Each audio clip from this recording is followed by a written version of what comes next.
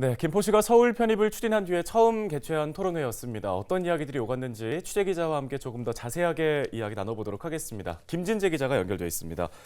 네, 이번 토론회에서 5호선 연장 사업에 관한 이야기들도 좀 나왔다고요? 네, 이날 토론회에는 교통과 행정, 도시공학 등 각 분야 전문가 5명이 참석해 김포시의 서울 편입에 대한 의견을 나눴습니다. 토론 참석자들은 전반적으로 편입에 긍정적인 반응을 보였는데요. 김주영 한국교통대학교 교통정책학과 교수는 5호선 연장과 관련해 사업 상위계획 수립 주체만 변경될 뿐 김포구가 되더라도 크게 달라지거나 손해를 많이 보는 것은 없다며 김포구가 되면 국비 지원을 제외한 서울시가 100%다 내게 돼 재원 조달에 대한 가능성이 조금 더 안정적으로 된다고 이야기했습니다. 특히 김주현 교수는 서울시의 도시철도 혼잡도 관리 방침으로 인해 김포시 입장에서 사업이 진행될 경우 서울시가 직결 연장 합의를 해주지 않는다며 서울시 김포구가 되면 하나의 행정구역상에서 행정력이 좀 더 발동이 되면 효율적으로 될 수 있다고 판단한다고 밝혔습니다.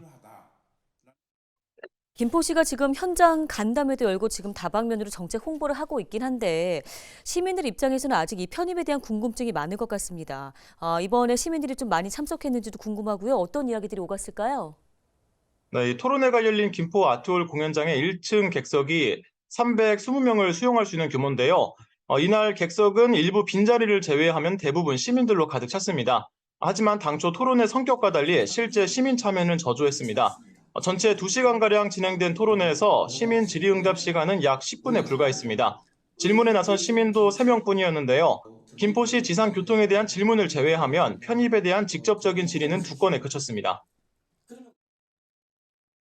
아무런 변수 없이 진행됐을 경우에 서울시 편입 확정이 대략 기간을 얼마나 예상하고 계시는지 말씀해 주십시오. 제가 5호선에 대해서 아까 말씀하실 때 김포구하고 우리가 되는 방법에 따라 가지고 나중에 추가 비용이 부담되고 그런 문제에 대해서는 오늘 처음 듣는 이야기였거든요. 저희가. 네, 첫 시민 토론회였던 만큼 시민들의 직접적인 참여가 좀 적었다는 것은 아쉬운 부분인 것 같습니다. 자, 한편에서는 토론회가 열리고 있는 가운데 지역 내부에서는 여전히 지금 서울 편입에 대한 갑론을박이 벌어지고 있는 상황인 거죠?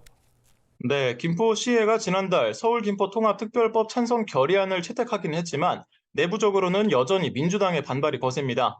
지난 11일 열린 김포시의회 정례회 2차 본회의에서 배강민 의원이 시정 질의를 통해서 세수 감소 등 서울 편입에 대한 각종 문제점들을 지적한 데 이어 오늘 열린 3차 본회의에서도 김기남 의원이 5분 발언을 통해 김포시의 일방적 편입 추진을 비판했습니다.